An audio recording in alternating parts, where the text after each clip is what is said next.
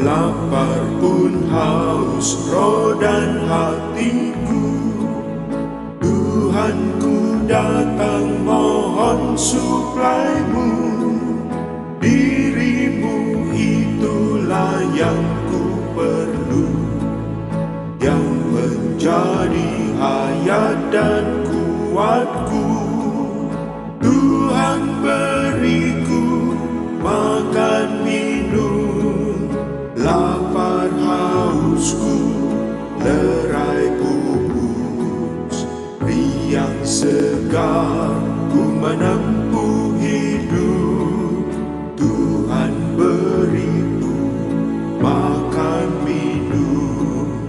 Dikau makanan dan air hayatku, yang kuatkan dan bangunkan rohku. Ku rindu makan minum dirimu, demi baca doa nikmatimu. Tuhan beriku makan minum, lapar hausku lerai pupus.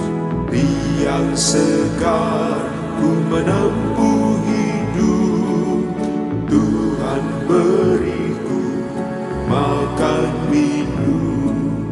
Kaulah firman penuh limpah Allah, Kau pun roh itu jadi hayatku. Dalam firman Kaulah makananku, dalam roh itu Kau minumanku.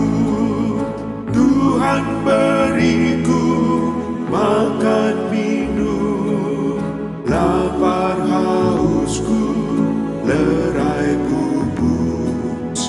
Riang segar ku menempuh hidup, Tuhan beriku makan minum.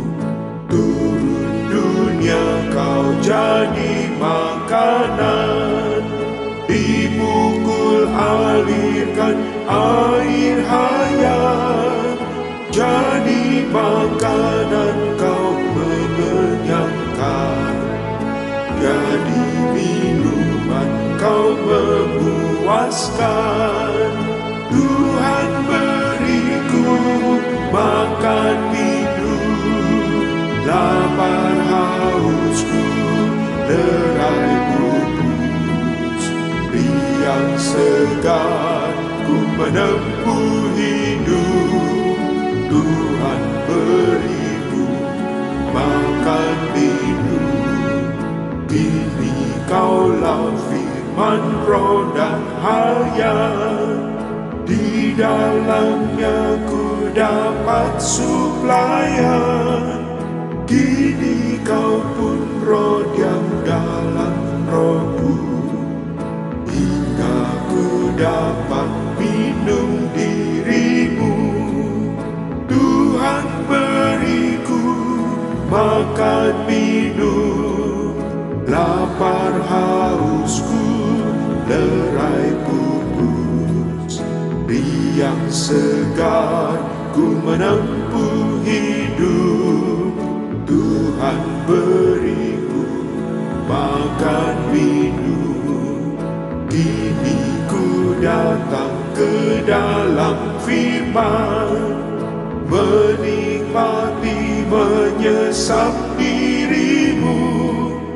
Makan firman-Mu hingga tak lapar, minum roh-Mu hingga ku tak haus.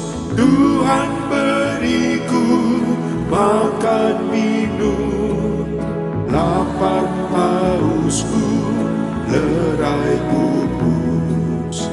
Riang segar ku menempuh hidup, Tuhan beriku makan minum. Moga doaku serta bacaku berupa makan minum dirimu, doa hingga kau ku makan, doa baca hingga kau ku minum. Tuhan beriku makan minum, lapar hausku lerai putus. Riang segar ku menempuh hidup, Tuhan beriku makan minum. Moga dirimu jadi jamuanku, dengan hidangan roh dan firman-Mu.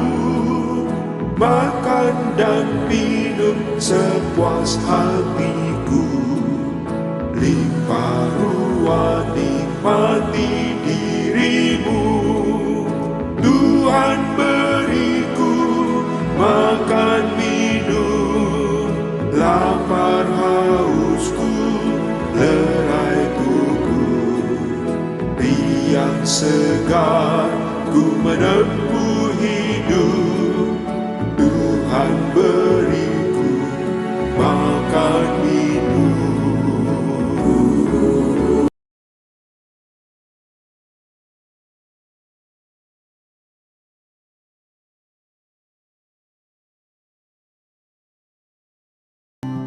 Berita ke-19, keperluan orang yang di bawah perbudakan dosa, pembebasan hayat, bagian pertama. Dalam Injil ini tercatat 9 peristiwa yang membuktikan bahwa Tuhan Yesus adalah hayat dan suplai hayat manusia.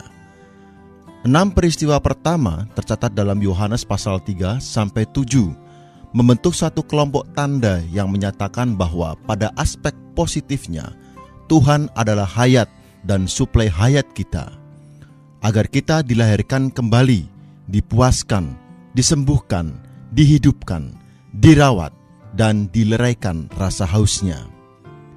3 peristiwa terakhir tercatat dalam Yohanes pasal 8-11, membentuk satu kelompok tanda yang lain yang menyatakan bahwa di aspek negatifnya, Tuhan adalah hayat kita untuk menyelamatkan kita terlepas dari 3 perkara negatif utama: dosa, kebutaan, dan kematian. Sebagai manusia yang telah jatuh, kita selalu diganggu oleh dosa, kebutaan, dan kematian. Kebutaan sesungguhnya berarti kegelapan. Jika Anda buta, Anda berada dalam kegelapan, karena tidak ada sesuatu yang lebih menimbulkan kegelapan selain kebutaan. Buta, kegelapan, dan kematian berasal dari dosa. Dosa adalah faktor dasar dari kebutaan, kegelapan, dan kematian. Jika kita berdosa, kita pasti buta, sebab kebutaan selalu bersama-sama dengan dosa. Dosa menghasilkan kematian. Namun di antara dosa dan kematian selalu terdapat kebutaan. Setelah berdosa dan sebelum menuai kematian, terdapat kegelapan. Karena itu, dosa, kebutaan, dan kematian adalah 3 perkara negatif yang harus ditanggulangi oleh Tuhan. Untuk menanggulangi hal-hal negatif ini, jalan satu-satunya ialah Tuhan menjadi hayat kekal dan surgawi kita. Peristiwa dalam Yohanes pasal 8, yaitu peristiwa ke-7 di antara 9 peristiwa, sepenuhnya mengungkapkan masalah dosa. Tidak ada pasal lain dalam seluruh Alkitab yang mengungkapkan masalah dosa seluas dan selengkap Yohanes pasal 8. Dalam pasal ini, kita mempunyai jawaban tentang semua masalah dosa.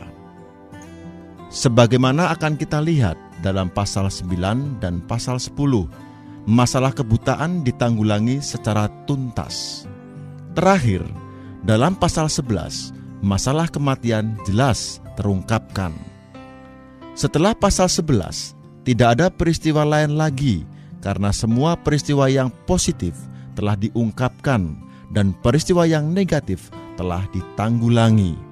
Sekarang, marilah kita melihat bagaimana Tuhan sebagai hayat menanggulangi perkara negatif yang pertama, dosa. Kesatu, agama hukum Taurat bertentangan dengan Aku adalah yang agung. Peristiwa dalam pasal 8 mewahyukan bahwa agama diwakili oleh bait suci. Yohanes pasal 8 ayat 2 dan ayat 20. Hukum Taurat, Yohanes pasal 8 ayat 5 dan 17, tidak bisa membebaskan manusia dari dosa dan kematian. Tetapi Tuhan Yesus, Sang Aku adalah ini, telah menjadi manusia, ditinggikan di atas salib bagi manusia yang diracuni ular, mampu melakukan perkara yang tidak bisa dilakukan baik oleh agama maupun oleh hukum Taurat. Pemelihara agama hukum Taurat bertentangan dengan Sang Aku adalah yang agung. Pasal ini mewahyukan bahwa di antara umat manusia di bumi ada dua hal, agama dan persona yang hidup. Agama ini sangat baik, tinggi, dan unggul, bukan agama kafir atau agama tahayul.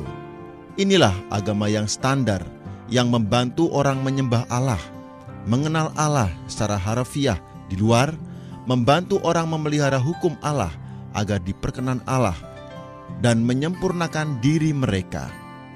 Agama ini adalah yang paling baik, dan semua orang Yahudi yang standar bangga karenanya. Bila Anda melihat agama Yahudi yang ortodoks, Anda akan menyadari bahwa itulah agama yang tertinggi. Bukan agama palsu, melainkan mutlak, real, dan murni. Segala sesuatu yang berhubungan dengan agama ini adalah paling baik. Agama ini mempunyai banyak perkara yang kudus. Di antara banyak perkara yang kudus ini, ada firman kudus Allah. Tak seorang pun dapat menyangkal hal ini. Agama Yahudi adalah satu-satunya agama yang real. Agama ini membantu orang menyembah Allah dengan mengajar mereka secara tepat. Dengan demikian, di bumi hanya terdapat satu agama yang khas, murni, dan benar. Agama yang dibentuk oleh orang Yahudi menurut kitab suci. Agama Kristen, termasuk agama Katolik, adalah perkembangan agama Yahudi. Jadi, hanya ada satu agama yang khas di bumi ini. Hanya ada satu Alkitab. Tak seorang pun dapat menemukan sesuatu seperti Alkitab. Siapa yang dapat menulis Alkitab ini? Apakah Plato atau tokoh lainnya? Tidak seorang pun dapat menulis Alkitab lain, karena hanya ada satu Allah, dan hanya Allah sendiri yang dapat menulis kitab yang sedemikian ajaib. Karena Allah tidak akan menulis sebuah Alkitab lain, maka tidak akan ada yang lainnya. Tak seorang pun dapat menulisnya. Siapa yang dapat menulis buku seperti Alkitab, bersyarat menjadi Allah? Siapa yang dapat meniru kitab sedemikian? Siapakah yang dapat meniru hikmat yang begitu dalam? Apabila Anda dapat, pasti Anda adalah Allah. Apakah Anda percaya bahwa Injil Yohanes hanya ditulis oleh seorang nelayan Galilea? Percayakah Anda bahwa Yohanes sendiri dapat menulis buku yang demikian? Pada mulanya ada firman, dan firman itulah Allah. Akulah terang dunia. Akulah roti hayat. Aku dapat memberimu air kehidupan. Hanya Yesus yang dapat mengatakan hal-hal ini. Hanya Yesus yang dapat menulis buku seperti Injil Yohanes. Namun, pilihan Allah, yakni umat pilihannya, mempunyai konsepsi keliru. Mereka tidak sepenuhnya memperhatikan intinya, yaitu Allah sendiri dalam Putra sebagai roh, ingin masuk ke dalam manusia untuk menjadi hayat dan segala sesuatu manusia. Umat Allah kehilangan sasaran ini. Sebaliknya, mereka mengumpulkan semua peraturan, hukum, dan hal-hal yang baik, menjadikannya suatu agama yang justru membunuh diri mereka sendiri. Alangkah kasihan. Jadi, pada masa Yohanes pasal 8 ada dua hal di bumi, agama dan persona yang hidup. Kita semua harus nampak hal yang bertentangan ini. Agama Yahudi itu sejati dan baik. Agama ini baik dalam segala aspek, kecuali satu, bertentangan dengan Aku adalah yang agung. Agama mungkin baik, tetapi tidak bisa memberikan hayat kepada Anda. Agama tidak bisa membantu Anda karena Anda mati. Orang yang mati tidak memerlukan barang yang baik. Yang ia perlukan ialah hayat. Hanya hayatlah satu-satunya yang dapat membantu orang yang mati. Misalnya, Anda berkata kepada orang mati, "Orang yang kasihan, ini emas dan berlian. Anda tidak seharusnya mati. Lihat emas ini, betapa berharganya. Lihat berlian ini, betapa mustika." Berkata demikian kepada orang yang mati sungguh tolol. Ia tidak dapat mendengarnya. Dalam Yohanes pasal 5, kita nampak serambi dekat kolam di mana terdapat orang buta, lumpuh, dan layu. Jika Anda berkhotbah kepada orang-orang ini, mereka akan berkata, "Jangan menyia-nyiakan waktu Anda. Aku tidak perlu sesuatu yang baik. Aku perlu hayat." Siapakah Tuhan Yesus? Dia adalah Yehova, Sang Aku adalah itu. Menurut Kejadian pasal 1, nama Allah yang berkaitan dengan ciptaannya ialah Elohim, yaitu Allah. Tetapi setelah penciptaan sampai Kejadian pasal 2, ketika Allah hendak menjalin hubungan dengan manusia, nama Allah yang lain disebutkan, yaitu Yehova atau Tuhan, yang berarti Aku adalah itu. Yehova adalah nama Allah dalam hubungannya dengan manusia. Pada masa Yohanes pasal 8, Yehova terwujud dalam seorang manusia yang bernama Yesus, yang berarti Yehova Juru Selamat. Sekali lagi saya katakan, Anda harus mempelajari satu pelajaran, yaitu jangan mementingkan penampilan lahiriah. Jika Anda hanya memperhatikan penampilan lahiriah, Anda pasti akan kehilangan sasaran. Kaum agamawan Yahudi pada saat itu kehilangan sasaran karena mereka meremehkan Yesus yang kecil. Yesus tidak elok atau menarik, namun Ia adalah Sang Aku adalah yang agung. A. Menjadi anak manusia. Sang Aku adalah yang agung ini, yaitu Allah sendiri, yang berhubungan dengan manusia, menjadi anak manusia. Ini sangat bermakna, karena Yehova menjadi anak manusia, berarti Ia harus merendahkan dirinya sendiri. Ini mutlak perlu, karena banyak masalah negatif yang terdapat dalam manusia. Dosa ada dalam manusia. Si ular, iblis, juga di dalam manusia. Manusia adalah inti semua masalah. Jika Allah ingin membereskan semua masalah dosa manusia, Ia sendiri harus menjadi manusia. Iblis tahu akan hal ini. Iblis tidak takut Tuhan Yesus menjadi putra Allah. Ia takut Tuhan Yesus menjadi manusia. Sebab itu, Allah Yehova menjadi seorang manusia. B. Ditinggikan di atas salib bagi manusia untuk menyingkirkan iblis. Sebagai seorang manusia, Ia rela ditinggikan. Yohanes pasal 3 ayat 14. Seperti ular tembaga di padang gurun. Bilangan pasal 21 ayat 4-9. Ketika kita mengatakan Tuhan Yesus dipaku di atas salib, maksud kita terutama adalah Ia mati untuk menebus kita dan menyingkirkan dosa kita. Tetapi apa kata Alkitab mengenai ditinggikannya Kristus? Alkitab terutama mengatakan bagaimana ia menanggulangi ular si iblis. Banyak orang kurang mengerti ketika membaca kata ditinggikan.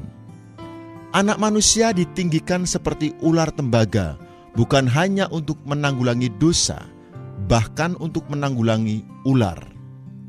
Yohanes pasal 12 ayat 31-32 menunjukkan bahwa ketika anak manusia ditinggikan, iblis, penguasa dunia ini, dihukum dan disingkirkan. Kristus bukan hanya disalibkan, ia juga ditinggikan. Melalui ia ditinggikan, ular disingkapkan, dihukum, dan disingkirkan. Dalam tubuh daging Yesus, Allah menggantung ular di atas tiang dan membuat pernyataan universal agar alam semesta dapat nampak bahwa ular, musuhnya, tergantung di atas tiang. Jadi, Yesus ditinggikan untuk menghukum dan menyingkirkan iblis. Kedua, aspek-aspek yang bersangkutan dengan dosa. A. Siapa yang tanpa dosa? Para agamawan berusaha mencari kesalahan Tuhan Yesus. Setelah pasal 5 dan pasal 7, mereka mencoba mempersulit Yesus. Mereka menangkap seorang perempuan yang berdosa dan membawanya kepada Tuhan Yesus. Menurut hukum Taurat, perempuan berdosa yang demikian harus dilempari dengan batu hingga mati. Namun, para agamawan tidak melakukannya. Mereka membawanya kepada Tuhan, mencoba menjebaknya. Mereka berkata, "Rabi, perempuan ini tertangkap basah ketika ia sedang berzina. Musa dalam hukum Taurat memerintahkan kita untuk melempari perempuan-perempuan yang demikian dengan batu. Bagaimana pendapatmu tentang hal itu?" Para agamawan sangat berani. Mereka mengajukan pertanyaan yang sangat licik kepada Tuhan. Jika ia berkata bahwa mereka harus melempari dia dengan batu sampai mati, maka ia akan kehilangan kedudukannya sebagai juru selamat dan penebus. Dapatkah seorang juru selamat mengatakan bahwa perempuan berdosa yang demikian harus dilempari batu sampai mati? Sudah tentu, sebagai penebus dan juru selamat, Tuhan tidak dapat berkata demikian. Tetapi di pihak lain, jika ia mengatakan bahwa mereka tidak boleh melemparinya dengan batu hingga mati, mereka akan mengatakan bahwa ia melanggar hukum Taurat. Pertanyaan ini suatu tipu muslihat musuh yang licik. Para agamawan mengira mereka sangat berhikmat, namun sesungguhnya mereka itu bodoh. Mereka mengira Tuhan Yesus akan sulit menjawab, dan mereka mempunyai kesempatan yang sangat baik untuk menangkapnya. Ketika Tuhan dihujani dengan pertanyaan ini, ia tidak mengucapkan satu kata pun. Cara yang paling berhikmat dalam menghadapi suatu pertanyaan ialah tidak menjawabnya, atau menjawabnya kemudian, atau menjawab dengan lambat. Reaksi Tuhan yang pertama terhadap pertanyaan mereka ialah tidak segera menjawabnya. Kita harus belajar tentang hikmat ini. Pada saat orang datang kepada Anda dengan pertanyaan yang mendesak, Anda harus belajar dari Tuhan. Ia hanya membungkuk, menulis di tanah. Dengan berdiam diri, ia mendinginkan orang, seperti air dingin mendinginkan air yang mendidih. Ketika Tuhan membungkuk dan menulis, ia sedang mendinginkan situasi yang panas. Perempuan berdosa itu juga terhibur. Saya percaya bahwa dengan membungkuk, menulis di tanah, Tuhan Yesus bermaksud agar para agamawan jangan begitu sombong. Mereka harus merendahkan diri. Mereka harus menyadari bahwa mereka pun berdosa seperti perempuan itu. Ketika muda, saya mencoba mengetahui apa yang ditulis Tuhan Yesus di tanah. Dari generasi ke generasi, tak seorang pun dapat mengatakan apa yang ia tulis. Saya menduga Tuhan mungkin menulis, siapa di antara kamu yang tidak berdosa? Ketika orang Farisi bertanya apa yang harus mereka perbuat terhadap perempuan itu, Tuhan Yesus mungkin menulis huruf besar, siapa yang tidak berdosa? Setiap orang memperhatikan Tuhan ketika ia membungkuk dan menulis di tanah. Kemudian Tuhan berdiri dan berkata, siapa saja di antara kamu tidak berdosa, hendaklah ia yang pertama melemparkan batu kepada perempuan itu. Yohanes pasal 8 ayat 7. Seolah-olah Tuhan berkata, kalian boleh melemparinya dengan batu hingga mati, tetapi harus ada seorang yang mendahulinya. Tak seorang pun berhak bertindak duluan, kecuali orang yang tidak berdosa. Silakan seorang yang tidak berdosa di antara kalian yang pertama melemparkan batu kepadanya. Perkataan ini menusuk hati nurani mereka. Saya percaya, bahkan sebelum Tuhan mengucapkan perkataan ini, ketika ia sedang menulis di tanah, hati nurani mereka sudah tersentuh. Apa yang dilakukan para agamawan? Mereka pergi seorang demi seorang, mulai dari yang tertua sampai yang termuda. Yohanes pasal 8 ayat 9. Yang tertua sebagai yang paling pandai pergi lebih dulu. Mereka tahu bahwa mereka tidak layak melempari perempuan itu hingga mati, namun mereka layak pergi lebih dulu. Semua yang muda mengikuti mereka. Siapa yang tidak berdosa? Tak seorang pun. Jangan menyalahkan orang lain, sebab ketika Anda menyalahkan orang lain, Anda pun sama seperti mereka. Anda tidak layak menyalahkan orang lain. Burung gagak di bawah kolong langit ini sama hitamnya. Jika Anda menyalahkan burung gagak lain terlalu hitam, itu sama dengan menyalahkan diri Anda sendiri. Hanya Sang Aku adalah yang agung, yang tidak berdosa, dan hanya Dia yang layak menyalahkan orang. Betapa berhikmatnya Tuhan Yesus. Setelah para agamawan itu pergi, lihatlah, Tuhan dengan penuh kasih dan lemah lembut berkata kepada perempuan yang berdosa. Ia bertanya, tidak adakah seorang pun yang menghukum dia? Dan jawabnya, tidak ada, Tuan. Lalu kata Yesus, aku pun tidak menghukum engkau. Yohanes pasal 8 ayat 11. Ini bagaikan musik yang terindah bagi perempuan yang sangat ketakutan itu. Peristiwa ini menyatakan hikmat Tuhan. Orang-orang datang untuk menyalahkan perempuan yang berdosa. Namun pertanyaan Tuhan menyalahkan dosa-dosa mereka sendiri. Ketika orang bertanya kepada Anda harus berhati-hati dan balik bertanya kepada mereka. Anda harus menjawab mereka dengan bertanya tentang diri mereka sendiri.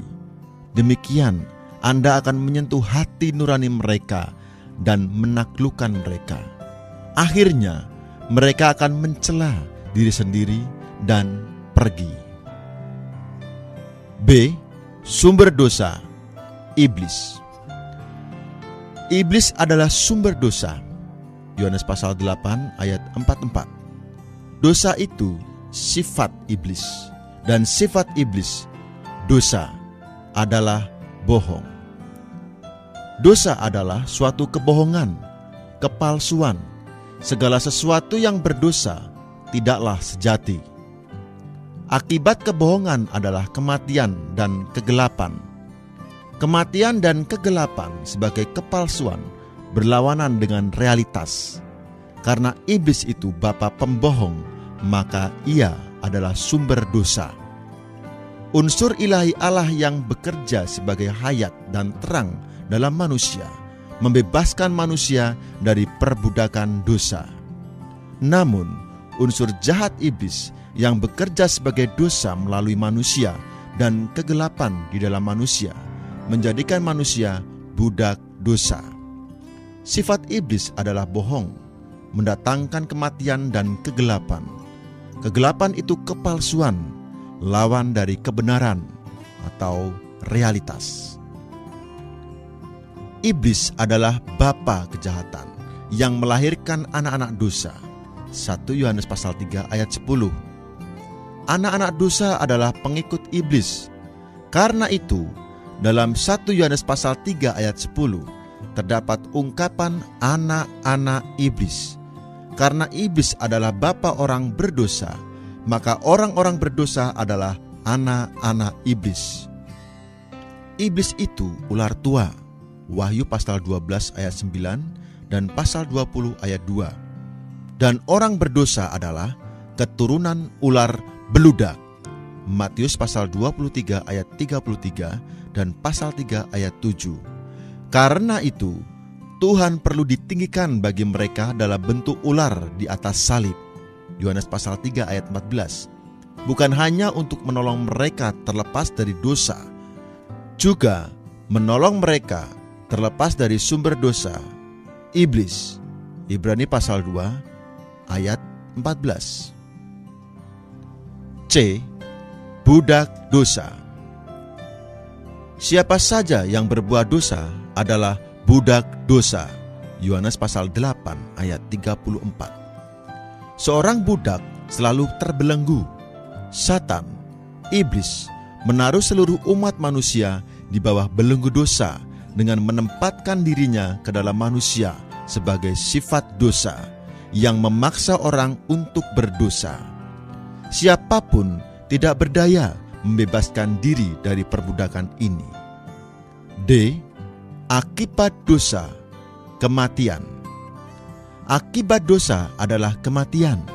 Yohanes pasal 8 ayat 24 dan ayat 51 sampai 52. Dalam ayat 24 Tuhan berkata, "Sebab jikalau kamu tidak percaya bahwa akulah Dia, kamu akan mati dalam dosamu." Maut atau kematian masuk melalui dosa. Maut itu telah menjalar kepada semua orang, karena semua orang telah berbuat dosa. Roma pasal 5 ayat 12. Asalkan seseorang berdosa, ia ditentukan untuk mati. Jadi, akibat dosa adalah kematian. E. Butir utama dosa. 3 butir utama dosa ialah percabulan atau perzinahan, pembunuhan, dan kebohongan. Yohanes pasal 8 ayat 3, ayat 41 dan 44. Ketiga hal ini adalah aspek-aspek dosa yang paling jahat. Dapatkah Anda menemukan aspek dosa lain yang lebih jahat daripada perzinahan, pembunuhan, dan kebohongan? Tidak ada yang lebih jahat daripada ketiga aspek ini yang mewakili seluruh hubungan dosa. Ketiga golongan ini mencakup semua hal dosa. Percabulan atau perzinahan berarti kekacauan. Segala sesuatu yang mengacaukan umat manusia adalah semacam percabulan atau perzinahan. Pembunuhan adalah membunuh, mencelakai orang, dan berbohong adalah menipu orang. Semua hal dosa, jika kita mengacaukan, membunuh, pastilah menipu orang. Ketiga, bagaimana membereskan masalah dosa? A. Hanya seorang yang tanpa dosa. Yohanes pasal 8 menunjukkan beberapa hal positif, sebab kita diberitahu bagaimana kita dapat dibebaskan dari dosa. Mula-mula, pasal ini mewahyukan satu-satunya orang yang tak berdosa. Di alam semesta ini, siapakah yang tidak berdosa? Hanya Tuhan Yesus sendiri. Ia tidak berdosa. Yohanes pasal 8 ayat 7 dan 9. B. Hanya Yesus yang bersyarat menghukum dosa, tetapi Ia tidak menghukum. Siapakah yang layak menghukum Anda? Siapakah yang mempunyai kedudukan ini? Hanya seorang yang tidak berdosa. Satu-satunya orang yang layak dan berkedudukan untuk menghukum Anda adalah Tuhan Yesus sendiri, sebab Ia tidak berdosa sedikit pun. Walaupun Ia layak menghukum Anda, Ia tidak melakukannya. C. Ditinggikan bagi dosa orang berdosa. Tuhan Yesus ditinggikan bagi dosa orang berdosa. Yohanes pasal 8 ayat 28. Dosa adalah penjelmaan ular, dan dosa orang berdosa ialah racun ular. Demi penebusan, Tuhan Yesus harus menjadi anak domba Allah.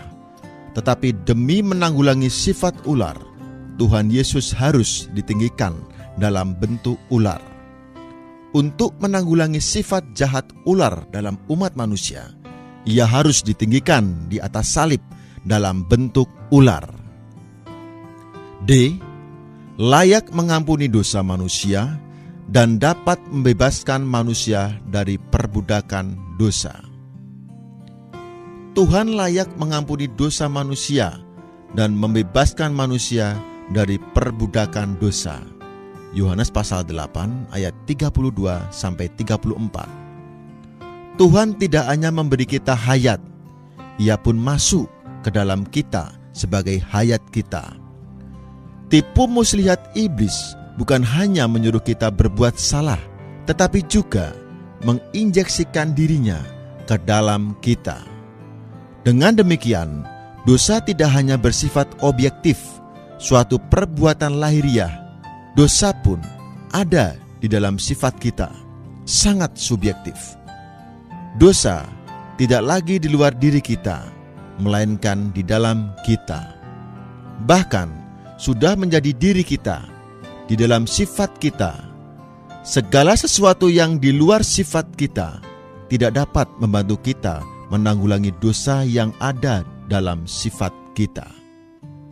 Kita memerlukan hayat yang lain masuk ke dalam kita. Dalam sejarah manusia, hanya ada satu orang yang dapat masuk ke dalam kita, menjadi hayat kita, guna melawan sifat ular yang ada di dalam kita.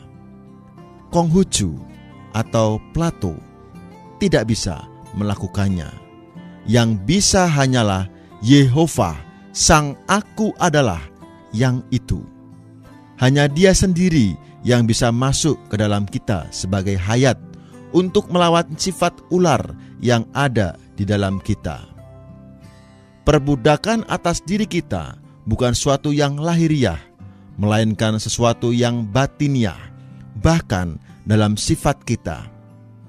Kita memerlukan satu hayat yang lain, hayat yang lebih kuat, limpah, dan unggul untuk membebaskan kita dari perbudakan ini. Hanya Tuhan yang dapat menjadi hayat yang demikian, dan Dia memang adalah hayat yang demikian itu, sebab Dia adalah hayat yang ilahi. Hayat yang ilahi ini lebih tinggi daripada hayat manusia. Ia pun lebih tinggi daripada hayat iblis. Ketika masuk ke dalam kita, hayat ilahi ini mengalahkan hayat dan sifat ular. Dapat menyelamatkan manusia dari akibat dosa, mati. Tuhan dapat menyelamatkan manusia dari akibat dosa, yaitu mati. Yohanes pasal 8 ayat 24 dan ayat 51 sampai 52. Begitu dosa ditanggulangi, dengan sendirinya akibat dosa pun akan tersingkir. Agama hukum Taurat tidak dapat melakukan hal ini, sebab hukum Taurat itu milik pohon pengetahuan yang menghasilkan kematian. Kejadian pasal 2 ayat 17. Yesus adalah pohon hayat yang menghasilkan hayat. Kejadian pasal 2 ayat 9. Pada prinsipnya, menyelamatkan manusia terlepas dari akibat dosa adalah mengubah maut menjadi hayat. Amin.